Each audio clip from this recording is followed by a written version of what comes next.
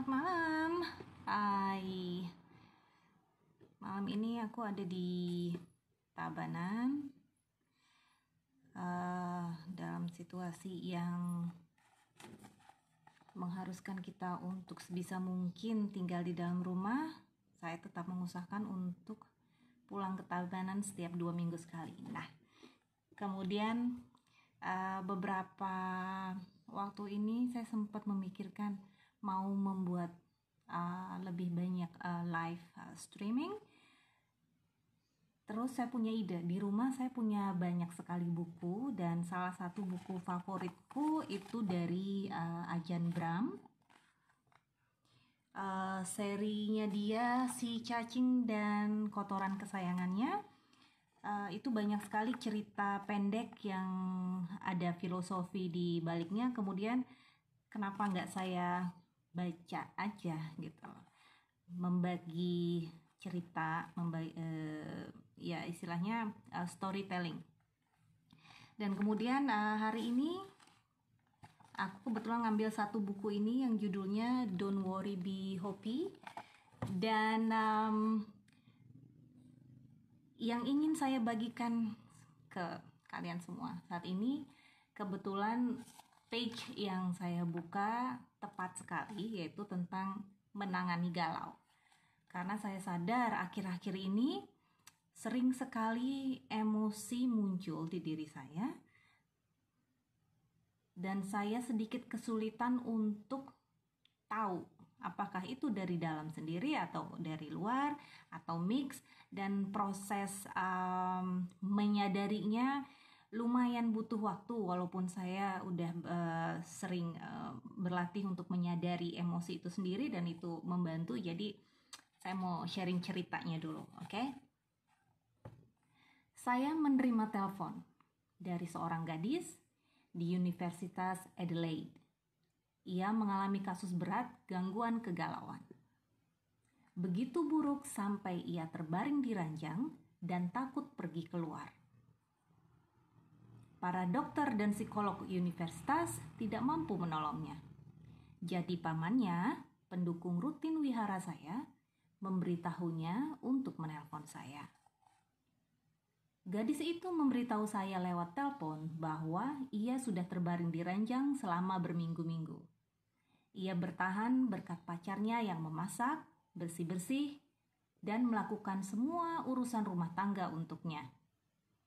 Pacar seperti itu sulit ditemukan. Kemudian saya bertanya kepadanya, "Di mana di tubuh kamu merasa galau ketika itu terjadi?" "Apa maksud Anda?" Ia menjawab dengan bingung. "Setiap emosi," saya jelaskan, "memiliki rasa fisik yang berkaitan dengannya di tubuh. Jadi, di mana kamu merasakan kegalauan itu?" "Saya tidak tahu," ia menjawab.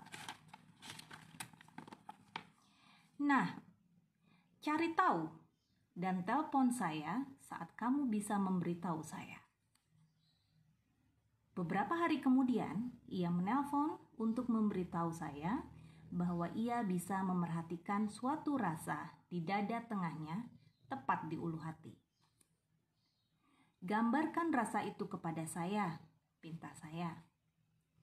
"Saya tidak bisa," ia menjawab. "Ya, telepon saya saat kamu bisa menggambarkannya kepada saya." 3 atau 4 hari kemudian, ia menelpon dan memberikan penggambaran yang sangat terperinci mengenai rasa di dadanya yang terjadi manakala ia mengalami serangan galau. "Bagus sekali," puji saya. "Sekarang, kapanpun kamu memerhatikan bahwa rasa fisik itu muncul, letakkan tanganmu di dada dan pijit daerah itu dengan sebanyak mungkin kebajikan yang bisa kamu munculkan, selama mungkin. Jika kamu tidak bisa melakukannya dalam keadaanmu saat ini, suruh pacarmu memijat daerah itu untukmu. Itulah gunanya pacar." Dan telepon saya beberapa hari lagi. Ketika ia menelpon, saya bertanya, apa yang terjadi terhadap rasa fisik itu ketika ia memijatnya dengan penuh perhatian? Rasa fisik itu lenyap, jawabnya. Dan apa yang terjadi dengan emosi galaunya? Lanjut saya. Ada jeda. Kemudian ia berseru. Itu hilang juga. Ia kini punya cara untuk melampaui serangan galaunya. Memintanya untuk menemukan bagian fisik dari kegalauannya dan menggambarkannya kepada saya. Hanyalah cara itu untuk membuatnya sadar terhadap rasa itu. Begitu penyadaran terhadap rasa itu terbangkitkan, hal yang mudah untuk meredakan rasa itu dengan keulasan dan dengan itu meredakan pula emosi galaunya. Saya juga menunjuknya sebagai penanggung jawab terapi ini, sehingga memulihkan rasa percaya dirinya. Setiap emosi memiliki suatu rasa fisik pasangannya. Sering tidak kita sadari. Menangani masalah emosi pada tataran batin terlampau membingungkan. Jadi, kita menangani pasangan fisiknya. Begitu bagian fisiknya lenyap, demikian pula sumber emosinya.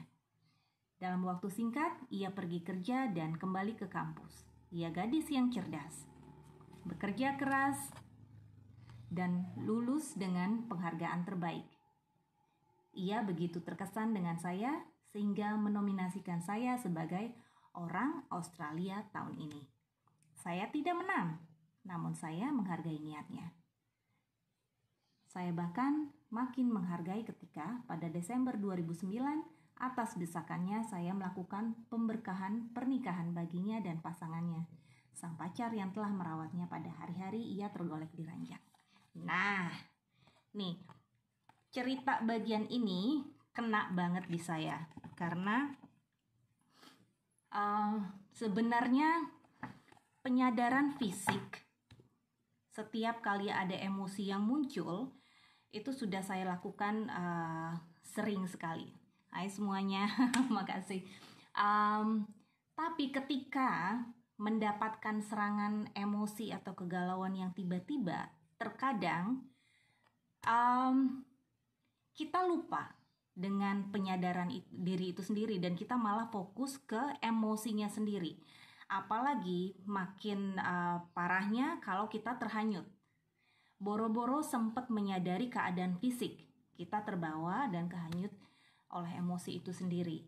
Nah, memang salah satu cara yang amat efektif adalah dengan kembali ke fisik, menjadi fisik itu sendiri. Kita sadari di mana titik-titik yang muncul, istilahnya menarik perhatian kita ketika kita menyadari bahwa suatu emosi itu muncul. Kemudian kita memberikan perhatian yang lebih ke titik itu. Misalnya saya pribadi ketika saya ingin mengungkapkan sesuatu kemudian tidak bisa dan itu saya pendam, kemudian menjadi ada marah, ada kecewa, ada sedih, hai Tiara, yang numpuk-numpuk gitu. Titik di fisik saya yang berat itu di bagian sini. Di bagian tengah dada itu terasa berat, ada yang menekan.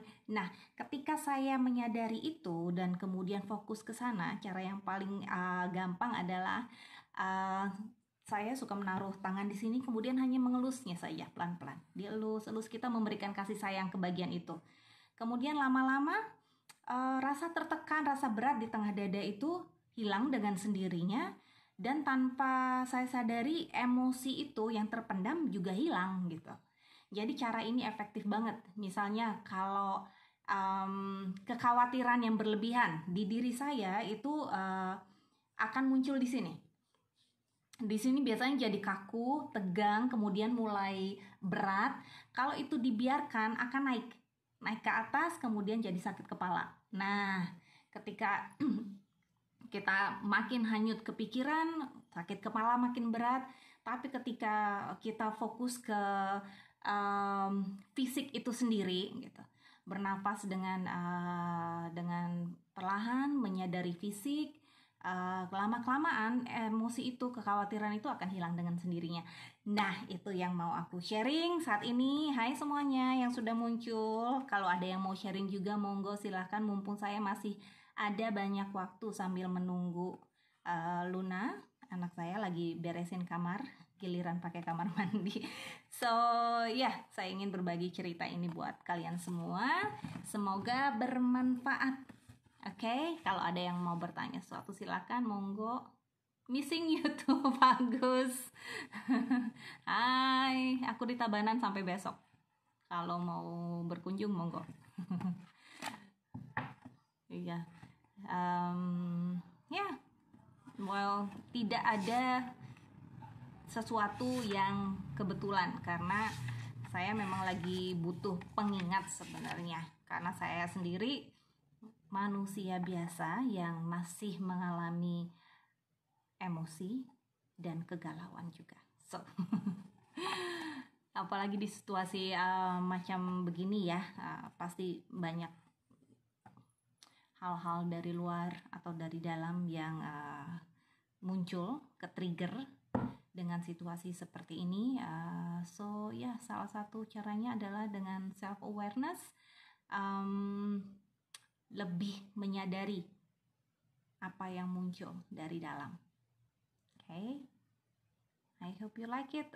Sepertinya saya akan banyak sharing tentang isi cerita-cerita pendek yang ada di bukunya Ajahn Brahm. Saya punya banyak sekali bukunya, and karena itu membantu saya pikir why not, siapa tahu itu juga bisa membantu kalian semua. Oke, see you another time. Have a good evening. Bye bye.